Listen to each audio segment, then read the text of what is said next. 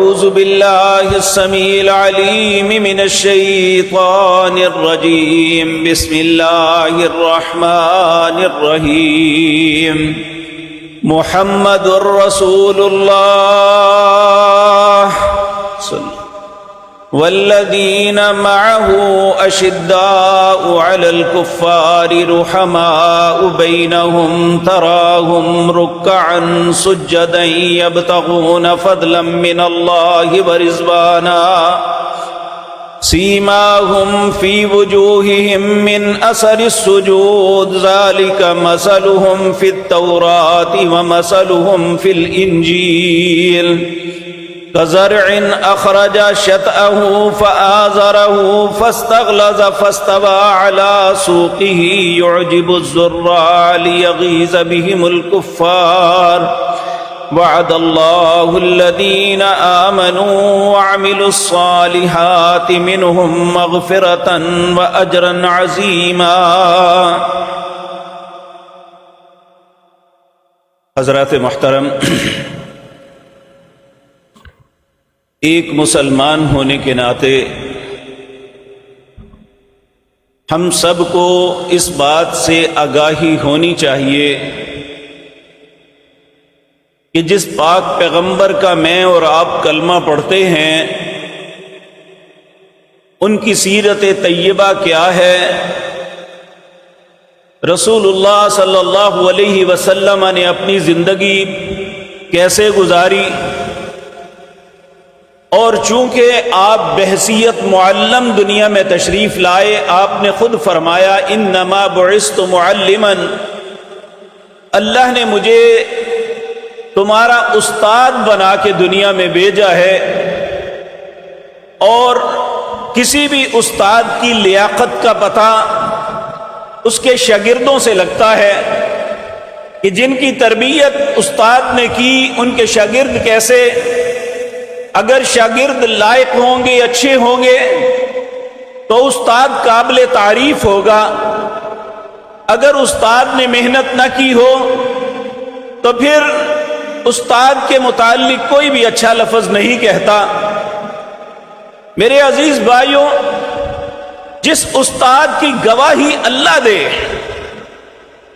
جس کے متعلق اللہ رب العزت خود کہے کہ انہوں نے بحیثیت استاد تعلیم و تربیت کا حق ادا کر دیا، جن لوگوں کے اندر گئے انہیں پاک اور صاف کر دیا۔ آپ سورۃ جمعہ اس کے آغاز کو پڑھ کے دیکھ لیں، اللہ رب العزت فرماتے ہیں یسبح للہ ما فی السماوات وما فی الارض الملک القدوس العزیز الحکیم۔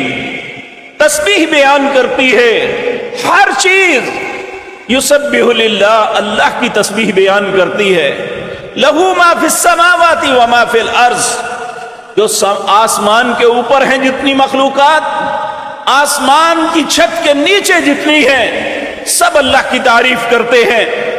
الملک، وہی بادشاہ ہے، العزیز، وہی غالب ہے، الحکیم، وہ حکمت والا ہے۔ مالک آپ کیا کہنا چاہتے ہیں؟ اللہ فرماتے ہیں هو الذی بعث فی الامیین، میں نے ان پڑھوں کے اندر ایک رسول بھیجا جنہیں اللہ کی پہچان نہیں تھی، جو بتوں کے پجاری تھے، جو جہالت کی زندگی بسر کرتے تھے، جنہیں اپنے انجام کے متعلق بالکل خبر نہیں تھی کہ آنے والے وقت ان کے ساتھ کیا معاملے ہو سکتے ہیں۔ اللہ نے پیارے حبیب جناب محمد الرسول اللہ کو مبعوث فرمایا، هو الذی بعث فی الامیین رسول۔ اس رسول نے آ کے کیا کیا؟ یتلو علیہم آیاتہ، اپنی آیات کی تلاوت کی، ویزکیہم، ان درماندہ لوگوں کو، ان دنیا کی غلاظتوں میں الجھے ہوئے لوگوں کو پاک اور صاف کر دیا۔ وَيُزَكِّيهِمْ وَيُعَلِّمُهُمُ الْكِتَابَ وَالْحِكْمَةَ، پہلے ان کے کردار کو صاف کیا، پھر کتاب و حکمت کی تعلیم دی۔ کتاب کیا؟ قرآن کریم۔ حکمت کیا؟ جناب محمد الرسول اللہ کا طریقہ۔ یہ دونوں چیزیں سکھا دی۔ وہی لوگ جنہیں دنیا کسی کام کا نہیں سمجھتی تھی وہ دنیا کے امام بن گئے، وہ سب سے بڑے سالار کہلوائے، وہ سب سے بڑے اچھے حکمران کہلوائے۔ پیارے نبی جناب محمد الرسول اللہ صلی اللہ علیہ وسلم کی تعلیمات کے متعلق اللہ فرماتے ہیں وَإِن كَانُوا مِن قَبْلُ لَفِي ضَلَالٍ مُبِينٍ، اس سے پہلے سب گمراہ تھے۔ ان کی تربیت کس نے کی؟ جناب محمد الرسول اللہ نے۔ انہیں پاک کیا اور انہیں زمین سے اٹھا کے آسمان کی بلندیوں تک لے گئے، وہ گرے ہوئے انسانوں کو دنیا کی امامت سونپ دی۔ یہ اللہ گواہی دے رہے ہیں پیارے نبی جناب محمد الرسول اللہ کی تعلیمات کی، اور ان کے شاگردوں کی تعریف کر رہے ہیں کہ یہ پاک ہو گئے تھے، ان کا کردار صاف ہو گیا تھا۔ آج جس دور سے میں اور آپ گزر رہے ہیں ان کے کردار کو داغدار کیا جا رہا ہے، ہمارے جوانوں کو، ہمارے بڑوں کو ان کے متعلق بدگمان کیا جا رہا ہے۔ رسول اللہ صلی اللہ علیہ وسلم نے 1400 سال پہلے یہ بات کہی تھی کہ ایک وقت آئے گا، جھوٹ اس طرح پھیل جائے گا کہ انسان جھوٹے کو سچا سمجھیں گے اور سچائی کی بات کو جھوٹ تصور کریں گے، کیونکہ پروپیگنڈا ہی اتنا ہوگا۔ عربی زبان کی، عربی ادب کی ایک پرانی کتاب قطف الازہار، جب ہم پڑھتے تھے اس زمانے میں ہمیں عربی ادب کے متعلق وہ کتاب پڑھائی جاتی تھی، اس میں ایک کہانی تھی بڑی عجیب و غریب۔ اس پروپیگنڈے کے متعلق سمجھایا گیا، کہنے لگے انہوں نے وہ کہانی اس طرح لکھی کہ ایک شخص تھا، اس نے منڈی سے بکرا خریدا۔ جب وہ منڈی سے باہر لے کے آیا تو وہاں 3 ٹھگ کھڑے تھے۔ انہوں نے سوچا بندہ طاقتور ہے، چھین نہیں سکتے، کوئی ایسا طریقہ سوچو کہ یہ ہمارے دام میں آ کے بکرا ہمیں آپ خود ہی دے جائے۔ آپس میں مشاورت کی، اور یہ بات یاد رکھیں جو بدبخت لوگ ہوتے ہیں نا، یہ بڑے کمینے اور بدفطرت ہوتے ہیں۔ یہ میں نہیں کہتا، رسول اللہ نے فرمایا، آپ نے فرمایا الکافر والمنافق زج لئیم، کافر اور منافق آدمی کمینہ اور بدفطرت ہوتا ہے، یہ منفی جو پلاننگ ہے بڑی کرتا ہے، شیطانیت ذہن میں ہوتی ہے۔ انہوں نے آپس میں پلاننگ کی، کہنے لگے اس کے رستے میں کھڑے ہو جاؤ۔ جب وہ شخص ایک شخص کے پاس سے گزرا، اس نے اسے کہا کتا کتنے کا لیا ہے؟ وہ کہنے لگا پاگل ہو، بکرے کو کتا کہہ رہے ہو؟ وہ اتنا اس کے ساتھ الجھا، اتنا اس نے اس کے ساتھ جھگڑا کیا، بالآخر وہ کہنے لگا یار جو بھی ہے چھوڑو، مجھے جانے دو، جو بھی ہے میرا ہی ہے نا، وہ کتا ہے یا بکرا، جانے دو۔ وہ تھوڑا سا آگے گیا تو دوسرا بندہ مل گیا، اس نے بھی یہی کہا کتا کتنے کا لے کے آئے ہو؟ اس کے ساتھ بھی الجھاؤ اس نے کیا، اور وہ بھی اسے کافی دیر زج کرتا رہا اسی بات پہ، وہ بے وقوف ہو، یہ کتا ہے، تم بکرا سمجھ رہے ہو۔ جب وہ تیسرے کے پاس گیا، اس نے اسی طرح کہا، تو اس نے سوچا میں ہی کہیں پاگل نہ ہوں، گھر والے جاتے ہی مذاق کریں گے کہ تم کتا بکرا کہہ رہے ہو، یہ تو کتا ہے۔ اور اس نے بکرے کو ہوتے ہوئے سچ اس پروپیگنڈے سے متاثر ہو کے اسے چھوڑ دیا اور چل پڑا، اور وہ ٹھگ لے کے بکرا چلے گئے۔ اس طرح کے کمینے لوگ آج بھی ہیں، اللہ جن کے متعلق گواہی دیتا ہے کہ وہ اچھے تھے، وہ کہتے ہیں وہ اچھے نہیں تھے، اور ہم ان پروپیگنڈے کو قبول کر رہے ہیں۔ جبکہ 2 جگہ پہ قرآن کریم میں، اور ایک میں آغاز میں آپ کے سامنے آیت پڑھی، یہ سورت الفتح 26واں پارہ، اس کی آخری آیت ہے۔ یہاں پہ اللہ نے نام لے کے کہا، نبی کریم صلی اللہ علیہ وسلم کا نام لیا۔ قرآن کریم میں 4 مقام ہے جہاں رسول اللہ کا نام لیا گیا ہے، ان میں ایک مقام یہ ہے سورت الفتح کی آخری آیت میں، محمد الرسول اللہ، محمد اللہ کے رسول ہیں صلی اللہ علیہ وسلم۔ اب آگے ان کے ساتھیوں کی اللہ تعریف گواہ کر رہے ہیں اور ان کے متعلق گواہی اور شہادت دے رہے ہیں۔ اب آپ دانا اور عقل مند لوگ ہیں، اگر کسی شخص پہ الزام ہو، عدالت میں اس کا مقدمہ ہے، اگر دو اچھے لوگ گواہی دے دیں کہ یہ شخص ایسا نہیں تھا، عدالت اسے بری کر دیتی ہے، اسے کلین چٹ دے دیتی ہے کہ اس کے متعلق جو الزام تھا وہ غلط ہے۔ اگر ہم دنیا میں کوئی اچھے انسان کسی شخص کے متعلق گواہی دے دیں تو ہم اس کے متعلق سوچ لیتے ہیں، ہم اس کے متعلق فیصلہ کر لیتے ہیں، چونکہ فلاں فلاں شخص نے گواہی دی کہ اس کے کردار میں ایسی بات نہیں ہے۔ تو میرے بھائیوں، اگر دنیا کے دو انسانوں کی گواہی مان کے ہم اسے سچا تسلیم کر لیتے ہیں تو کیا اللہ کی گواہی مان کے نہیں مانیں گے کہ وہ بھی شخصیات سچی تھی؟ اللہ گواہی دیتے ہیں والذین معہ، جو رسول اللہ کے ساتھی ہیں۔ پہلے نام لیا رسول اللہ کا، اور آپ پورا قرآن پڑھیں، نبی کریم صلی اللہ علیہ وسلم کا جہاں بھی اللہ نے نام لیا صفاتی نام لیا، یا ایھا المزمل، یا ایھا المدثر، یا ایھا النبی، ایسے کر کے پیار سے نام لیا۔ لیکن یہاں نام لے کے اس لیے کہا کہ کسی شخص کو کنفیوژن نہ ہو کہ پتہ نہیں کس نبی کی بات ہو رہی ہے، اس لیے نام لے کے کہا محمد الرسول اللہ صلی اللہ علیہ وسلم، محمد اللہ کے رسول ہیں۔ والذین معہ، اور ان کے جو ساتھی ہیں ان کی صفات کیا ہیں؟ کہا اشداء علی الکفار، یہ کفار پہ بڑے سخت ہیں، رحماء بینہم، آپس میں رحم دل ہیں۔ اب دیکھیں، کہا کفار پہ سخت ہیں، آپس میں رحم دل ہیں، گواہی کون دے رہا ہے؟ زمین و آسمان کا مالک۔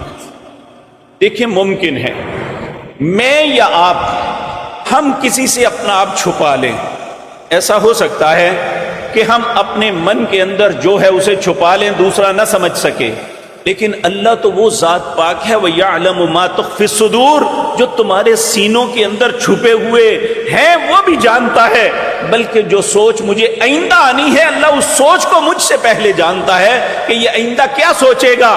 کہ اللہ کو غلطی تو نہیں لگ سکتی۔ اللہ ان کے متعلق فرما ہے اشداء علی الکفار۔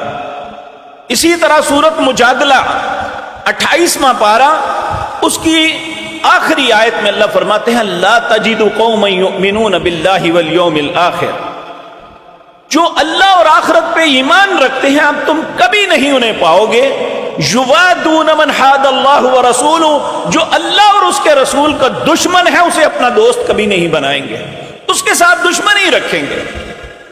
ولو کانوا آباءہم، چاہے ان کا باپ کیوں نہ ہو، او ابناءہم، ان کے بیٹے کیوں نہ ہو، او اخوانہم، یا ان کا بھائی کیوں نہ ہو، او عشیرتہم، یا ان کے رشتہ دار کیوں نہ ہو۔ اب جب ہم اس آیت کو پڑھتے ہیں تو ہم دیکھتے ہیں کہ پریکٹیکلی کیا واقعتاً انہوں نے ایسا کیا تھا، تو ہمیں احساس ہوتا ہے جنگ بدر کے بعد حضرت ابو بکر کے بیٹے عبد الرحمن ابھی مسلمان نہیں ہوئے تھے، وہ حضرت ابو بکر کو ملتے ہیں، کہتے ہیں ابا جان آپ جنگ میں 3 دفعہ میری تلوار کی زد میں آئے، میں نے باپ سمجھ کے چھوڑ دیا۔ کہا اگر تو 1 دفعہ بھی میری تلوار کی زد میں آتا تو میں تجھے قتل کر دیتا ہے۔ اسی طرح میرے عزیز بھائیوں، حضرت زبیر رضی اللہ تعالیٰ عنہ جنگ بدر میں اپنے بھائی کو قتل کر دیا، اور اسی طرح اور بے شمار ایسے واقعات ملتے ہیں۔ سیدنا عمر رضی اللہ تعالی عنہ، سیدنا علی، سیدنا حمزہ رضی اللہ تعالی عنہم، ان لوگوں نے اپنے رشتہ داروں عتبہ، شیبہ، ربیعہ، ان تینوں کو قتل انہوں نے کیا، حالانکہ ان کے قریبی رشتہ دار تھے۔ تو اللہ رب العزت نے جو گواہی دی وہ انڈرسٹوڈ ہے۔ ومن اصدق من اللہ قیلا، اللہ سے سچا کون ہے؟ ہم پریکٹیکلی دیکھتے ہیں جو اللہ نے کہا من وعن، انہوں نے اسی طرح کر کے دکھایا۔ اور پھر اللہ فرماتے ہیں اولئک کتب فی قلوبہم الایمان، میں نے ان کے دلوں میں ایمان کو لکھ دیا۔ دیکھیں ہمارے ایمان کی کیفیت یہ ہے کہ ہم سے غلطیاں ہوتی ہیں، ہمارے ایمان کبھی کم ہوتا ہے کبھی زیادہ، بعض اوقات ہم ایسی غلطی کر بیٹھتے ہیں ایمان ختم ہی ہو جاتا ہے۔ لیکن اللہ ان کے متعلق جو رسول اللہ کے شاگرد ہیں، رسول اللہ کے ساتھی ہیں، اللہ فرماتے ہیں اولئک کتب فیہم الایمان، میں نے ان کے دلوں پہ ایمان کو لکھ دیا ہے۔ اب جب اللہ نے لکھ دیا ہے تو کیا میں یا کوئی اور اس کا حق بنتا ہے کہ ان کے ایمان پہ انگلی رکھے؟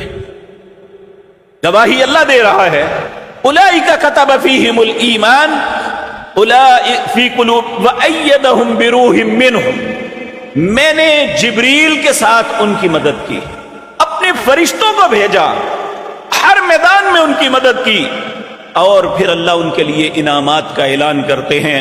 اللہ کہتے ہیں وَيُدْخِلُهُمْ جَنَّاتٍ تَجْرِي مِن تَحْتِهَا الْأَنْهَارُ خَالِدِينَ فِيهَا، میں انہیں ایسی جنتوں میں داخل کروں گا جس کے نیچے نہریں بہتی ہیں، ہمیشہ اس میں رہیں گے۔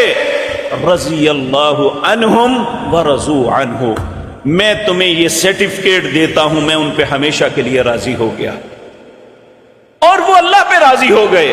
پھر اللہ کہتے ہیں یہ بات یاد رکھو، اس کائنات میں میرے ساتھی کون ہیں؟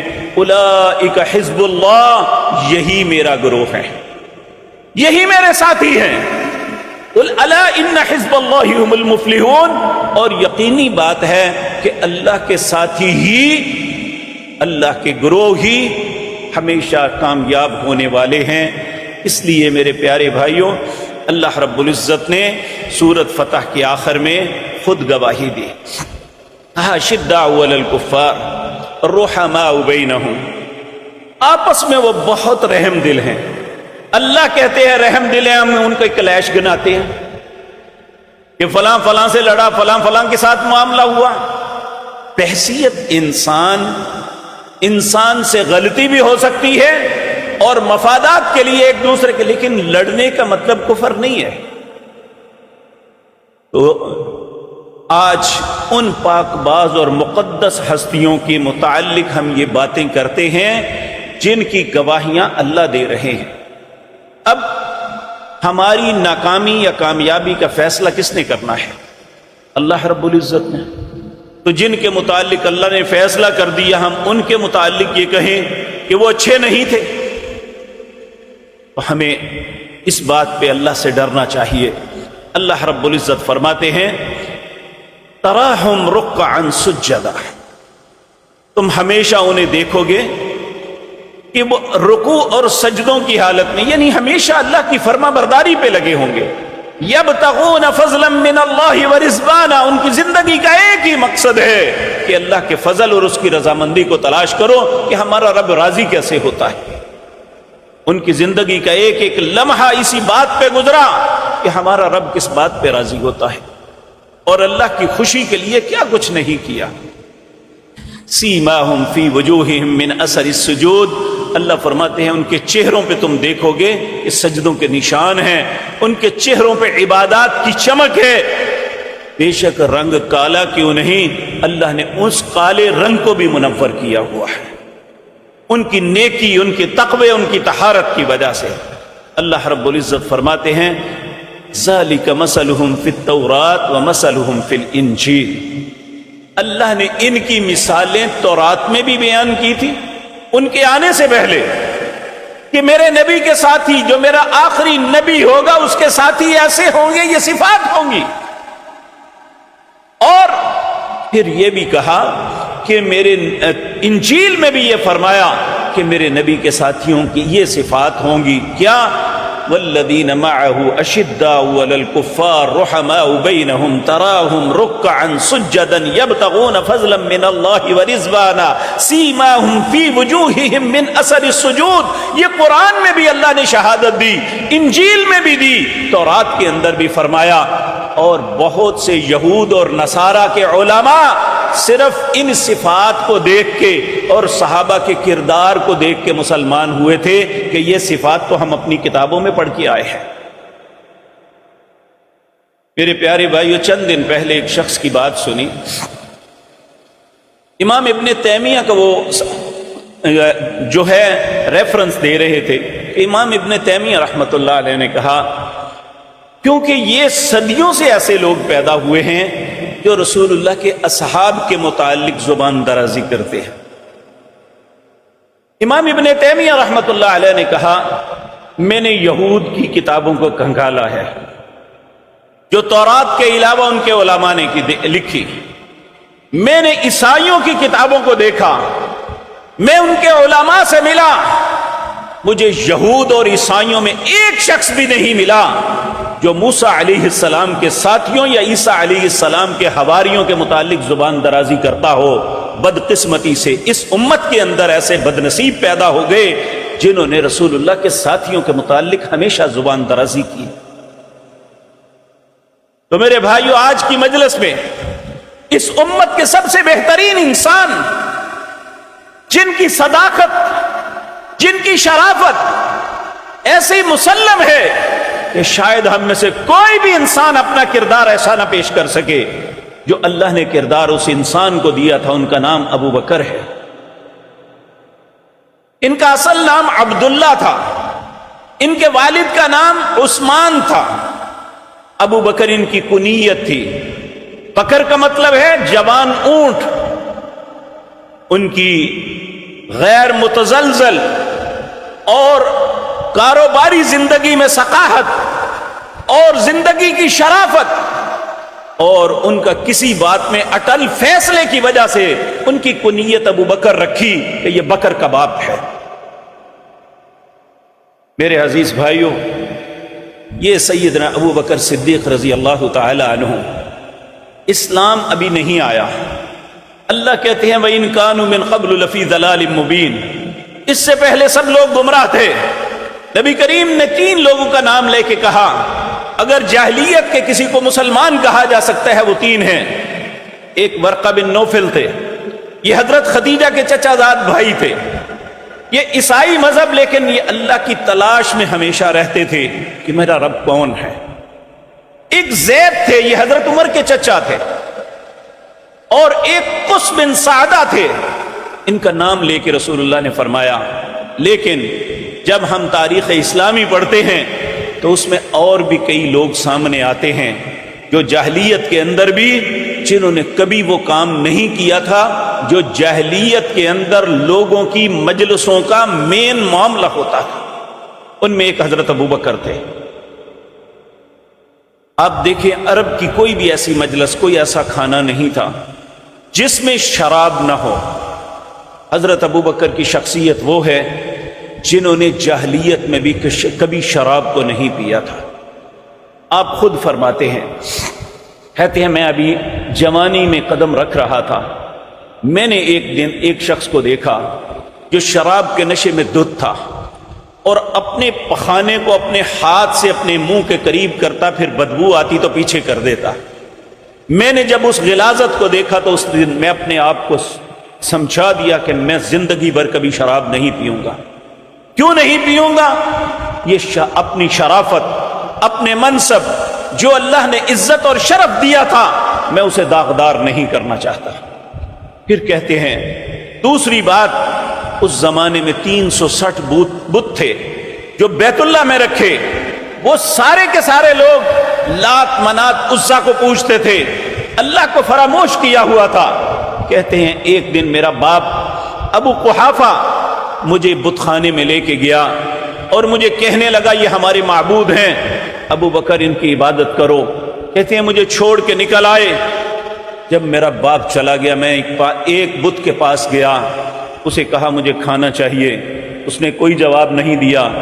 میں نے دل میں سوچا جو میری ضرورت کو پورا نہیں کر سکتا، میں اس کی عبادت کیسے کروں؟ میں نہیں کر سکتا۔ پھر دوسرے کے پاس کہتے ہیں میں گیا، میں نے اسے کہا مجھے ایک لباس چاہیے، لیکن اس نے مجھے لباس نہ دیا۔ میں نے کہا جو میری حاجت کو پورا نہیں کر سکتا، میں اس کی عبادت کیوں کروں؟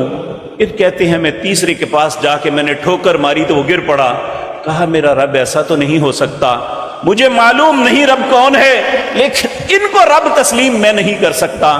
اور آپ نے فرمایا میں نے جاہلیت کے اندر بھی کبھی بت کی پوجا نہیں کی تھی۔ تیسرا گناہ جس میں ہر انسان ملوث تھا وہ بدکاری اور زنا تھا۔ سیدنا ابو بکر وہ شریف النفس انسان تھے جنہوں نے جاہلیت میں بھی کبھی یہ عمل نہیں کیا تھا۔ اب یہ ایسی فطرت تھی جو اللہ رب العزت نے انہیں ایسے وقت میں بھی جب معاشرے کے یہ وصف سمجھا جاتا تھا، مردانگی سمجھی جاتی تھی، اور ہر کھانے کی زینت جس کو تصور کیا جاتا تھا سیدنا ابو بکر اس کے نزدیک نہیں گئے، تو آج جو شخص سیدنا ابو بکر پہ الزام لگاتا ہے اسے ذرا سوچنا چاہیے کیا اس کی زندگی کا کردار ایسا ہے مسلمان ہونے کے باوجود بھی؟ کیا وہ ان باتوں پہ کہہ سکتا ہے کہ میری زندگی بڑی پاکیزہ اور صاف ہے؟ اللہ نے ان کا کردار ایسا بنایا جن سے بڑے کام لینے ہوتے ہیں۔ اللہ رب العزت فطرتاً ان کے بچپن اور جوانی ہی الگ بناتے ہیں۔ جب حضرت ابو بکر مسلمان ہوئے تھے، جو بھی مسلمان ہوتا اس کی وہ غلطیاں گناتے کفار انہیں، جس طرح آج ہم بھی کوئی تائب ہو تو کہتے ہیں نا 900 چوہے کھا کے بلی آج کو چلی، حالانکہ ایسا نہیں کہنا چاہیے۔ کفار ان کی غلطیوں کا احساس دلاتے، لیکن جب ابو بکر مسلمان ہوئے تھے تو کوئی شخص آپ کی زندگی پہ انگلی نہیں اٹھا سکا کہ ابو بکر نے جوانی بچپن میں یہ غلطی کی، کسی کا مال رکھا، کسی کے ساتھ زیادتی کی، کچھ کیا، ایسا نہیں تھا۔ حتیٰ کہ جب رسول اللہ پہ ایمان لے آئے اور آج اس بات کو تان و تشنی کا ذریعہ بنایا، شکوک کا ذریعہ بنایا جا رہا ہے، جی پہلے فلاں مسلمان ہوئے تھے، فلاں ہوئے تھے، جبکہ ائمہ محدثین نے بڑی خوبصورت بات کی کہ آپ کی ازواج میں سیدہ خدیجہ پہلی مسلمان تھی، آپ کے گھر کے بچوں میں سیدنا علی پہلے مسلمان تھے، آپ کے غلاموں میں زید بن حارثہ پہلے مسلمان تھے، اور آپ کے گھر سے باہر جو پہلا مسلمان ہوا تھا وہ یہ سیدنا ابو بکر تھے۔ اب کون 5 منٹ پہلے، کون 5 منٹ بعد، یا 1 دن پہلے یا 1 دن بعد، یہ کہیں کسی روایت میں نہیں لکھا ہوا، لیکن یہ باتیں کر کے لوگوں کو شکوک میں مبتلا کرتے ہیں۔ حتیٰ کہ بات یہاں تک پہنچی ہوئی ہے، کہتے ہیں کہ فلاں جو ہے وہ چونکہ شروع سے مسلمان تھے اس لیے انہیں یہ کہنا چاہیے، جو پہلے مسلمان نہیں تھے انہیں یہ کہنا چاہیے۔ بھئی کس نے حق دیا ہے؟ نبی کریم صلی اللہ علیہ وسلم کے پاس عمر بن عاص آئے، آ کے کہنے لگے یا رسول اللہ مسلمان ہونا چاہیے، ہاتھ کیجئے۔ جب آپ نے بیعت کے لیے ہاتھ آگے کیا، ہاتھ پیچھے کھینچ لیا۔ اب نے فرمایا عمر کیا ہوا ہے؟ کہنے لگا جی میں ایک بات پوچھنا، شرط پوچھنا چاہتا ہوں، پہلی زندگی میں بہت خطائیں کی ہیں، بہت ظلم و ستم ہوئے ہیں، کیا اللہ وہ سب کچھ معاف کر دے گا؟ آپ نے فرمایا اسلام لانے سے ہی سارے گناہ اللہ معاف فرما دیں گے۔ جب اللہ اسلام لانے کی وجہ سے پچھلے سارے گناہ معاف کر دیتے ہیں تو ہم کون لگتے ہیں کہ کسی کی پہلی زندگی کو گنے کہ وہ کیسی تھی؟ تو یہ شکوک ڈالے جا رہے ہیں۔ سیدنا ابو بکر صدیق رضی اللہ تعالی عنہ آپ فرماتے ہیں، یہ بات آپ نے زندگی کی آخری ایام میں بتائی جب یہ سارا کچھ ہو چکا۔ کہتے ہیں میں شام ایک تجارتی سفر پہ تھا، مجھے وہاں ایک خواب آئی، اور وہ خواب کئی دفعہ آئی۔ میں نے لوگوں سے پوچھا کوئی شخص بتاؤ جس سے خواب کی تعبیر پوچھوں۔ شام کے اندر ایک بحیرہ راہب تھا، جس نے جب رسول اللہ بھی شام گئے تھے نا تو اس نے پہچان لیا تھا، جبکہ آپ کو ابھی نبوت نہیں ملی تھی۔ کہنے لگے یہ شخصیت جب یہ چلتے ہیں تو ان کے اوپر بادل سایہ کر کے چلتے ہیں، یہ ضرور اللہ کے نبی ہوں گے۔ یہ اس نے اس وقت بتایا تھا۔ اس بحیرہ راہب کو کہا اس کے پاس چلے جاؤ، وہ آپ کی خواب کی تعبیر بتائے گا۔ حضرت ابو بکر صدیق رضی اللہ تعالی عنہ کہتے ہیں میں اس کے پاس جا کے اپنی خواب بیان کی۔ اس نے مجھے کہا کہ تمہارا نام کیا ہے؟ میں نے اپنا نام بتایا۔ کہا کس قوم سے تمہارا تعلق ہے؟ کہا میری قریش سے میرا تعلق ہے۔ کہا کہاں کے رہنے والے ہو؟ کہا مکے کے رہنے والا ہوں۔ کہا پھر سن تیری خواب کی تعبیر یہ ہے کہ تمہاری قوم سے اللہ نبی کو مبعوث فرمائیں گے اور اللہ تمہیں ان کا وزیر بنائے گا، اور اس کے بعد تیری خواب کی تعبیر یہ ہے کہ رسول اللہ کے بعد کوئی ان کا خلیفہ بنے گا۔ اور مرنے کے بعد بھی تم ان کا ساتھی رہے گا. یہ کہتے ہیں جب اس نے مجھے بات بتائی تو میں نے اپنے دل کے اندر رکھ لی, میں زندگی میں کسی کو نہیں بتاؤں گا. اور یہ باتیں ایسے نہیں ہو جاتی میرے پیارے بھائیوں. خواب ایک ایسا عمل ہے, ایک ایسا علم ہے کہ اللہ رب العزت بعض اوقات انسان کو ایسی خواب دکھاتا ہے جو آنے والے وقتوں کی نشاندہی کر دیتی ہے. بعض اوقات خواب جھوٹی بھی ہوتی ہے اور ذہنی پراگندگی کی وجہ سے آتی ہے, لیکن نبی کریم نے فرمایا میرے جانے کے بعد وہی ختم ہو جائے گی, آپ کے پاس سچی خواب ایک رہ جائے گی جو تمہاری اچھی رہنمائی کر سکے گی. آپ دیکھیں یہ اتنا مشکل اور سخت علم ہے. ہارون رشید کی بیوی زبیدہ کو خواب آئی. خواب یہ آئی, کہنے لگی کہ ایک دفعہ نہیں کئی دفعہ خواب آئی کہ دنیا کے انسان, درندے, پرندے, چرندے سارے میرے ساتھ برائی کر رہے. بہت سخت پریشان ہوئی. اس نے بغداد کے علماء کے پاس لوگوں کو بھیجا کہ جا کے پوچھو اس خواب کی تعبیر کیا ہے. کوئی معقول تعبیر پیش نہ کر سکا.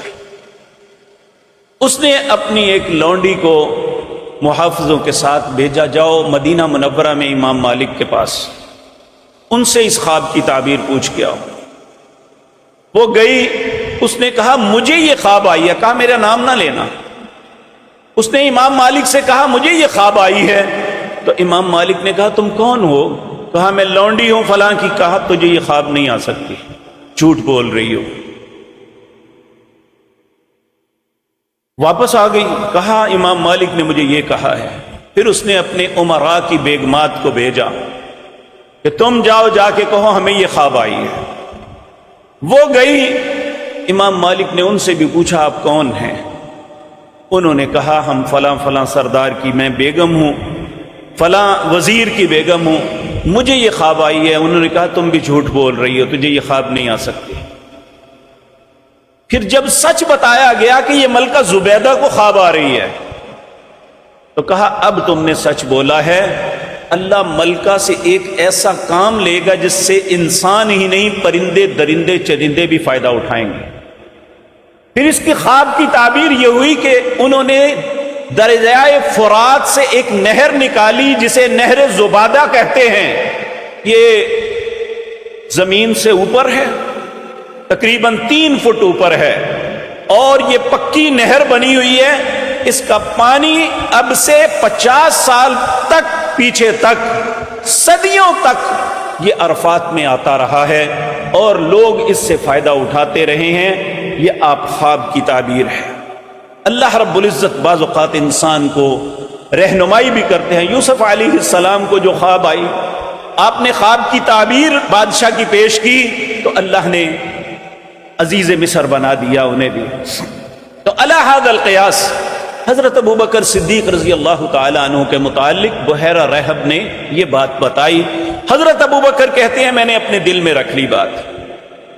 نبی کریم صلی اللہ علیہ وسلم پر جب ایمان لائے تو میرے بھائیو اس کے بعد جو بہترین لوگ مسلمان ہوئے وہ حضرت ابوبکر کے دوست تھے. حضرت ابوبکر روزانہ اپنے کسی نہ کسی دوست کو پکڑ کے لاتے. آپ سب سے پہلے زبیر بن عوام جو آپ کے تاجر دوست تھے انہیں پکڑ کے لائے اور نبی کریم صلی اللہ علیہ وسلم پہ ایمان لائے اور مسلمان ہوئے. پھر حضرت عثمان بن عفان یہ حضرت ابوبکر کی وجہ سے مسلمان ہوئے. حضرت زید یہ حضرت عمر کی وجہ سے, حضرت سعید یہ حضرت ابوبکر کی وجہ سے مسلمان ہوئے. جو عشرہ مبشرہ ہیں حضرت عمر کے علاوہ یہ سب کے سب حضرت ابوبکر رضی اللہ تعالی عنہ کی دعوت پہ مسلمان ہوئے. یہ پہلے لوگ مسلمان ہیں جو اللہ نے محمد الرسول اللہ کی دعوت کے بعد سیدنا ابوبکر کی دعوت کی وجہ سے لوگوں کو مسلمان کیا تھا. تو یہ شخصیت وہ ہے جس کے متعلق رسول اللہ نے فرمایا کہ جتنا ابو بکر کے مال اور ان کی معاونت نے مجھے فائدہ پہنچایا اور کسی کا اتنی معاونت نہیں ہوئی. اور آپ نے یہ بھی فرمایا کہ میں نے ہر بندہ جو مجھ پہ ایمان لایا ہے میں نے ہر بندے کے احسان کا بدلہ دے دیا، لیکن ابو بکر کے احسان کا بدلہ اللہ دے گا، میں نہیں دے سکا۔ اس شخصیت کے متعلق ہم انگلیاں اٹھائے جن کی ساری زندگی اللہ کے نبی کی حفاظت میں گزری۔ آپ دیکھیں، ایک دن رسول اللہ صلی اللہ علیہ وسلم کو تکلیف پہنچانے کے لیے آپ کے گلے میں کپڑا ڈال کے، بل ڈال کے گلا دبایا جا رہا تھا۔ سیدنا ابو بکر کو پتا چلا، بھاگتے ہوئے آئے اور آ کے انہیں کہتے ہیں اتقتلون رجلا یقول ربی اللہ، آپ ایک ایسی شخصیت کو قتل کرنے کی کوشش کرتے ہیں جو کہتا ہے میرا رب اللہ ہے، کیا گناہ کیا ہے اس نے؟ انہوں نے انہیں چھوڑا، سیدنا ابو بکر صدیق رضی اللہ تعالی عنہ نبی کریم کو چھوڑ کے ان کے گلے میں کپڑا ڈال دیا، اتنا مارا کہ بے ہوش ہو گئے۔ جب گھر والے اٹھا کے لے گئے، مدت کے بعد کئی گھنٹے گزر گئے، جب ہوش آئی تو سب سے پہلا سوال یہ کیا تھا، یہ نہیں کہ میں کہاں ہوں، میرے معاملات کیا ہیں، کہا مجھے رسول اللہ کا بتاؤ، ان کی کیا کیفیت ہے؟ جنہیں اپنی زندگی کی پرواہ نہیں، اپنے معاملات کے متعلق نہیں سوچتے، جنہیں اپنی زندگی سے زیادہ پیاری زندگی رسول اللہ کی ہے، آج ان کے ایمان کے متعلق ہم گفتگو کریں، ان کے متعلق کہیں کہ وہ کیا کرتے تھے۔ پھر اس کے بعد حضرت ابو بکر صدیق رضی اللہ تعالی عنہ مکے کے لوگوں کی تکلیفوں سے تنگ آ کے آپ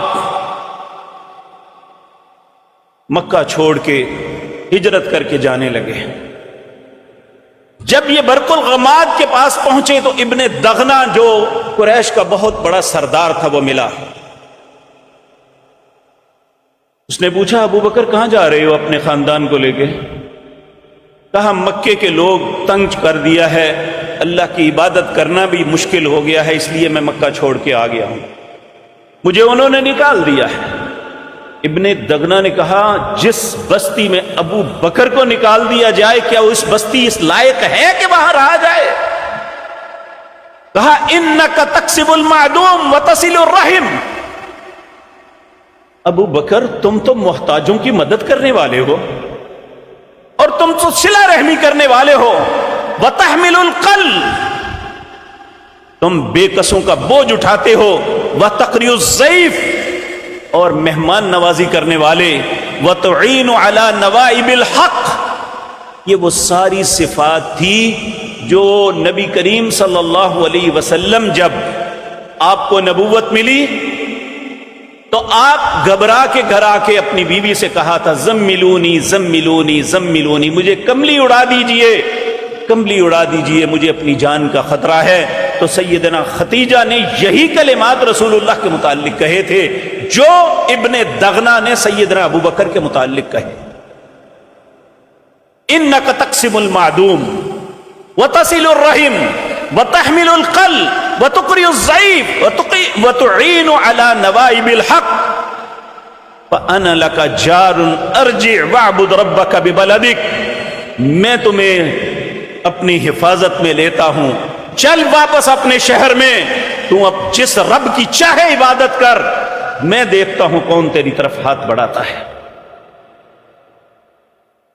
یہ ابو بکر وہ ہیں جنہوں نے 13 سال تک مکی زندگی کے اندر رسول اللہ کی رفاقت میں جس وفاداری کا ثبوت دیا، جس دن رسول اللہ نے ہجرت کا حکم ہوا، سیدہ عائشہ کہتی ہیں دوپہر کا وقت تھا، گرمی اپنی عروج پہ تھی، رسول اللہ ہمارے گھر تشریف لائے، کہنے لگے آپ نے فرمایا ابو بکر میں نے تجھ سے ایک سیکرٹ بات کرنی ہے، اپنے گھر والوں کو بھیج دے۔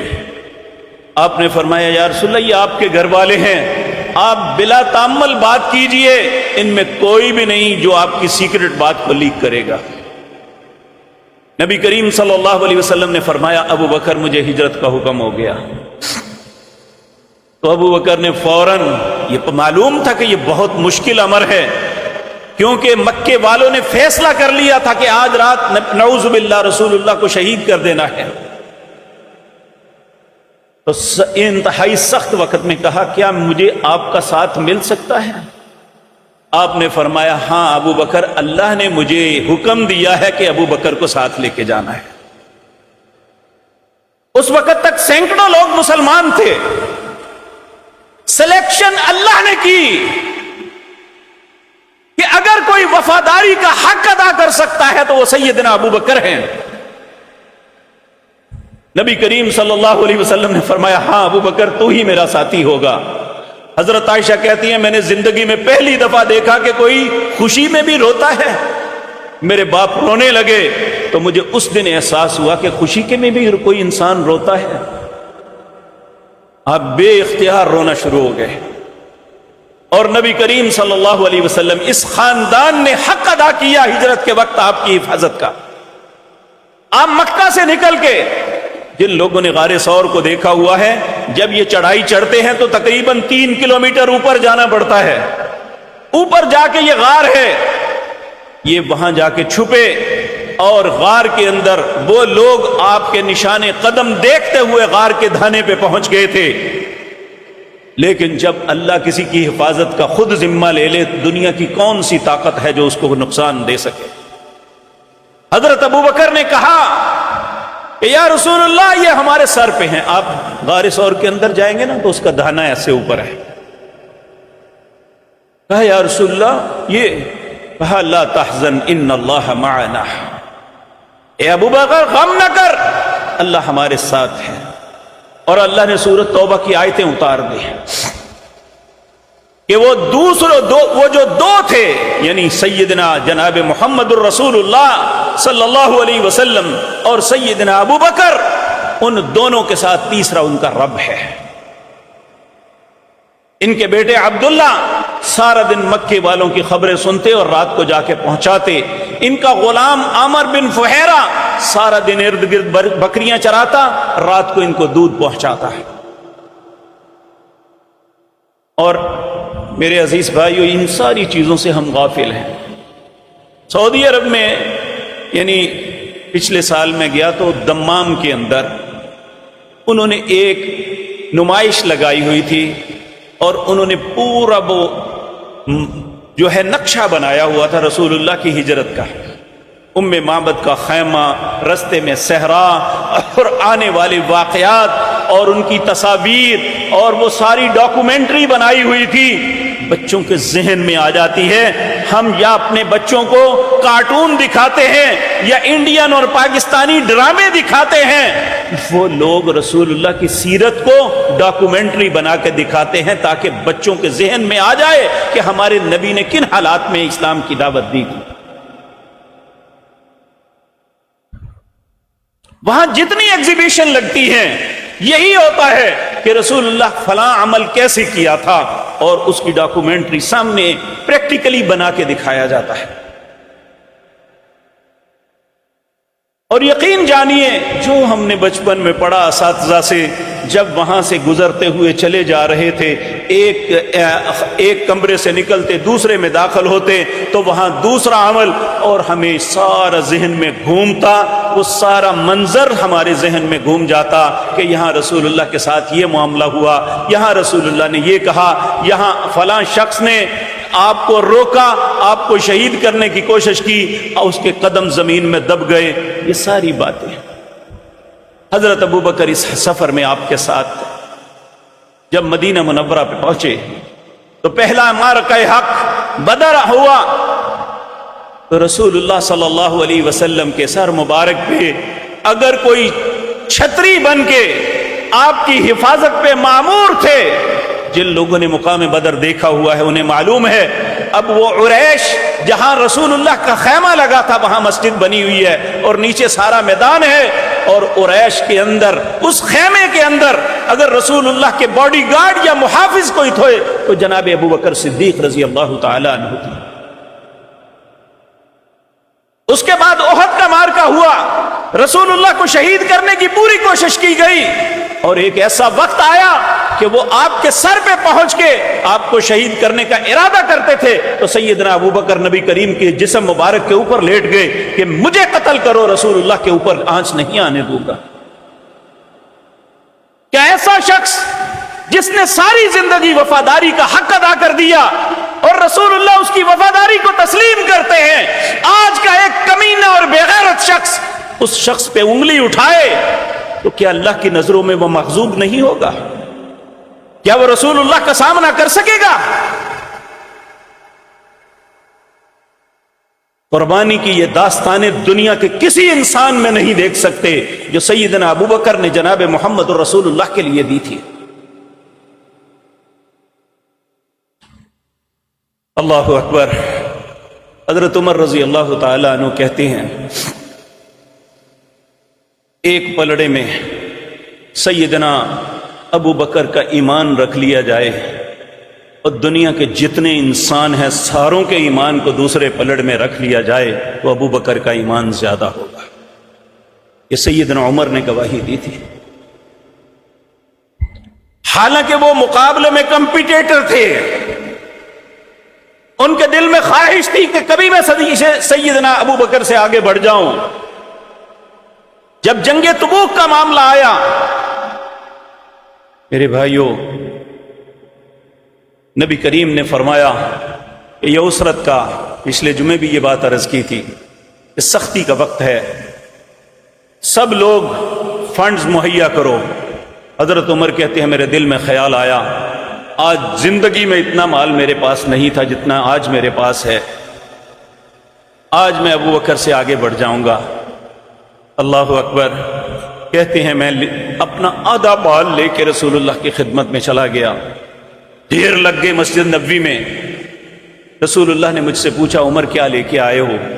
میں نے بڑے ہی فخر سے اطمینان سے کہا اللہ کے پیارے حبیب میں آدھا مال لے آیا ہوں، آدھا چھوڑ آیا۔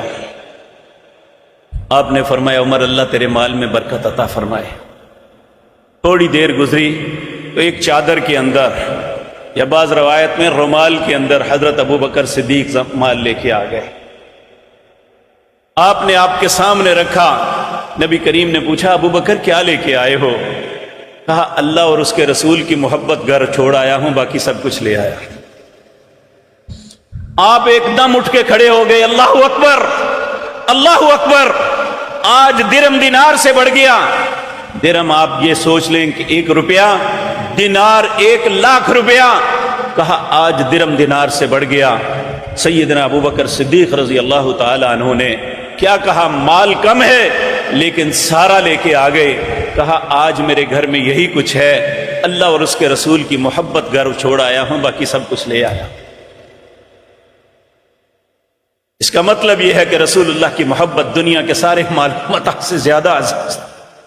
میں وہ لے کے نہیں آیا، میرے گھر میں میری ذات میں اللہ اور اس کے رسول کی محبت انشاءاللہ موجود ہے اور موجود رہے گی۔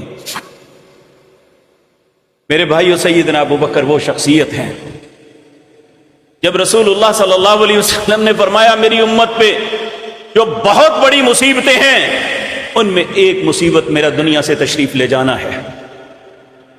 جب دنیا سے آپ تشریف لے گئے، آپ کا وقت آ گیا، آپ نے رفیق الاعلیٰ کی رفاقت کو قبول کر لیا، تو مدینے میں ایک کوحرام مچ گیا۔ مسجد نبوی بھر گئی لوگوں سے۔ جس کو پتا چلا کہ رسول اللہ صلی اللہ علیہ وسلم اس دار فانی کو چھوڑ گئے، تو سیدنا عمر جیسے بھی اپنے حواس پہ قابو نہ رکھ سکے، تلوار نکال کے کہنے لگے جس نے کہا رسول اللہ فوت ہو گئے میں اس کی گردن اتار دوں گا۔ حضرت ابو بکر مدینے سے باہر صح مقام پہ اپنے گھر میں، اس دن رسول اللہ کی طبیعت پہلے سے بہتر تھی۔ آپ نے سوچا چلو میں گھر سے ہو آؤں۔ آپ اپنے گھر سے جب واپس آئے تو یہ اندناک خبر سنی کہ مدینے میں ایک کوحرام مچا ہوا ہے۔ مسجد نبوی کے اندر ہر شخص وہ ایسے ہے جیسے بالکل غنودگی میں ہے، سمجھ نہیں آ رہی کسی کو بھی۔ آپ سیدھے لوگوں کے درمیان سے گزرتے ہوئے سیدہ عائشہ صدیقہ رضی اللہ تعالی عنہا کے حجرے میں جاتے ہیں۔ نبی کریم کے اوپر ایک دھاری دار یمنی چادر ہے۔ آپ نے نبی و مکرم کے چہرہ مبارک سے کپڑا اٹھایا، آپ کے ماتھے پہ بوسہ دے کے کہنے لگے اے اللہ کے پیارے حبیب، جو موت آپ پہ آنی تھی آ گئی، اس کے بعد آپ کے لیے کوئی موت نہیں۔ پھر واپس آتے ہیں اور آ کے ممبر پہ کھڑے ہو کے کہتے ہیں عمر بیٹھ جاؤ۔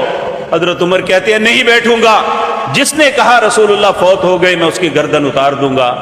صرف دو لوگ تھے جو اپنے ہوش و حواس میں تھے، ایک سیدنا ابو بکر اور ایک نبی کریم کے چچا سیدنا عباس، وگرنہ سب لوگ اپنے حواس کھو بیٹھے تھے۔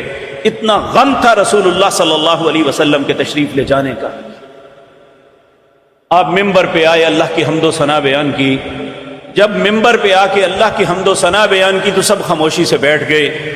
پھر آپ نے وہ آیت پڑھی جو چوتھے پارے میں آتی ہے، جس میں رسول اللہ کا نام لے کے کہا گیا وَمَا مُحَمَّدٌ إِلَّا رَسُولٌ قَدْ خَلَتْ مِن قَبْلِهِ الرُّسُلُ أَفَإِن مَّاتَ أَوْ قُتِلَ انقلبتم عَلَىٰ أَعْقَابِكُمْ وَمَن يَنقَلِبْ عَلَىٰ عَقِبَيْهِ فَلَن يَضُرَّ اللَّهَ شَيْئًا۔ یہ محمد اللہ کے رسول ہیں۔ وَمَا مُحَمَّدٌ إِلَّا رَسُولٌ قَدْ خَلَتْ مِن قَبْلِهِ الرُّسُلُ، ان سے پہلے بھی بہت سے رسول گزر گئے۔ أَفَإِن مَّاتَ، اگر آپ فوت ہو جائیں، او قتل، یا شہید کر دیے جائیں، انقلبتم علی اعقابکم، کیا اپنی ایڑیوں پہ پھر جاؤ گے؟ ومن ينقلب علی عقبیہ فلن یضر اللہ شیئا، جو بھی اپنی ایڑیوں پہ پھرے گا وہ اللہ کا کچھ نہیں بگاڑے گا۔ اللہ شکر کرنے والوں کا ساتھ ہے۔ جب یہ آیت سنی تو سب پہ ایک دم سختہ طاری ہو گیا، یہ تو واقعتاً یہ معاملہ ہو چکا۔ پھر آپ نے فرمایا من کان یعبد محمدا فإن محمدا قد مات ومن کان یعبد اللہ فإن اللہ حی لا يموت۔ لوگوں جو تم میں سے محمد صلی اللہ علیہ وسلم کی عبادت کرتا تھا وہ سمجھ لے اس کا رب فوت ہو گیا، جو اللہ کی عبادت کرتا تھا اس کا اللہ ہمیشہ زندہ ہے۔ پھر صحابہ کہتے ہیں ہم میں سے ہر شخص جہاں پھرتا اور یہی کہتا وما محمد الا رسول قد خلت من قبلہ الرسل۔ یہ دلاسا امت کو حوصلہ دینے والے سیدنا ابو بکر کی ذات تھی، اور سیدنا ابو بکر صدیق رضی اللہ تعالیٰ عنہ وہ شخصیت تھے جن کے متعلق رسول اللہ نے فرمایا مسجد نبوی کے اندر جتنے دروازے ہیں سب کو بند کر دینا، صرف ابو بکر کا دروازہ کھلا رکھنا۔ اور نبی کریم صلی اللہ علیہ وسلم 29 سفر کو بیمار ہوئے، اور 8 ربیع الاول کو جمعرات کے دن آپ نے مغرب کی نماز پڑھائی، اس کے بعد عشاء کی نماز پڑھانے کے لیے اٹھے تو بے ہوش ہو کے گر پڑے۔ نقاہت میں آپ کو جانے نہ دیا گیا، 3 دفعہ ہوش میں آئے، تینوں دفعہ پوچھا مسلمانوں نے نماز پڑھ لی؟ کہا نہیں پڑھی، لوگ آپ کے انتظار میں ہے۔ آپ وضو کر کے اٹھنے کی کوشش فرماتے تو آپ بے ہوش ہو جاتے۔ چوتھی دفعہ آپ نے فرمایا مرو ابا بکر فلیصلی بالناس، لوگوں کو حکم دو، ابو بکر کو حکم دو کہ وہ لوگوں کی نماز پڑھائے۔ حضرت عائشہ کہنے لگی یا رسول اللہ میرے بابا وہ نرم دل ہیں، وہ آپ کی جگہ کھڑے ہو کے نماز کو ادا نہیں کروا سکیں گے۔ جب یہ کہا تو آپ نے فرمایا یوسف کے بھائیوں والا معاملہ نہ کرو، یوسف والیاں نہ بنو، مرو ابا بکر فلیصلی بالناس، ابو بکر کے علاوہ میرے بعد کوئی مصلی پہ نہیں کھڑا ہو سکتا۔ رسول اللہ کی زندگی میں آپ کی بیماری کی حالت میں 17 نمازیں سیدنا ابو بکر نے پڑھائی۔ اس کے بعد اللہ رب العزت نے نبی کریم صلی اللہ علیہ وسلم نے فرمایا ابو بکر کے علاوہ نہ اللہ تسلیم کرے گا نہ مسلمان تسلیم کریں گے کہ میرے بعد ابو بکر کے علاوہ کسی اور کو مصلی رسول پہ کھڑے ہونے کی اجازت دی جائے۔ تو یہ وہ ابو بکر صدیق تھے جن کے متعلق آج یہ کہا جاتا ہے کہ خلافت زبردستی لے لی، واللہ باللہ سمت اللہ، یہ اللہ نے انہیں عطا کی، محمد الرسول اللہ کی وصیت پہ ملی، اور اللہ رب العزت نے ان سے جو کام لیا آپ نے وہ سارے فتنوں کو ختم کیا، مسلمانوں کے لیے رستہ ہموار کیا، امن و امان کو قائم کیا۔ پھر سیدنا عمر نے 22.5 لاکھ مربع میل مسلمانوں کی فتوحات ہوئی، پھر سیدنا عثمان کے زمانے میں ہوئی، اللہ نے زندگی اور توفیق دی۔ تو آئندہ مجلس میں حضرت عمر رضی اللہ تعالیٰ عنہ کی سیرت طیبہ کے متعلق گزارشات کروں گا۔ اللہ سے دعا ہے اللہ رب العزت نے انہی کے متعلق مجھے اور آپ کو کہا تھا فَإِنْ آمَنُوا بِمِثْلِ مَا آمَنْتُمْ بِهِ فَقَدْ اهْتَدَوْا، اگر تمہارا ایمان ان جیسا یا ان کے طریقے کے مطابق ہوا تو تمہیں ہدایت یافتہ مانوں گا۔ وَإِن تَوَلَّوْا فَإِنَّهُمْ فِي شِقَاقٍ، جو ان کے رستے کو چھوڑے گا میں اسے بدبخت سمجھوں گا، وہ کبھی بھی خوشبخت نہیں ہو سکتا۔ اللہ یہ باتیں مجھے اور آپ کو سمجھنے اور اپنے اسلاف کی عزت، ان کا احترام کرنے کی توفیق عطا فرمائے۔ اللہ ہم سب کو ان پاک باز لوگوں کے رستے پہ چلائے۔ اللہ قیامت کے دن ہم سب کو ان کے قدموں میں جگہ عطا فرمائے، کیونکہ جنت ان کے لیے لکھ دی گئی ہے۔ اگر ہم ان کے قدموں میں گئے تو انشاءاللہ ہم بھی جنت میں پہنچ جائیں گے۔ اقول قولی ھذا واستغفر اللہ لی۔